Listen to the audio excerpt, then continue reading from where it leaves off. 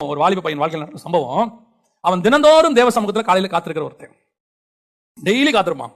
அப்போ அவனுடைய ஜெப நேரம் வந்து மத்தியானம். ஆபீஸ் அவர்ஸ்ல ஒரு மணி நேரம் கேப் கொடுப்பாங்க. அந்த ஒரு மணி நேரம் அவன் ஜோம் பண்ணுவான். ஒரு நாள் ஆபீஸ் அவர்ஸ்ல முடிச்சுட்டு ஜோம் பண்ண போகிறதுக்கு முன்னாடி அவன் ஏதோ ஒன்று வேலை நடக்கும்போது ஒரு சின்ன ஆக்சிடென்ட் ஆயிருச்சு. பயங்கரமா ஆக்சிடென்ட்.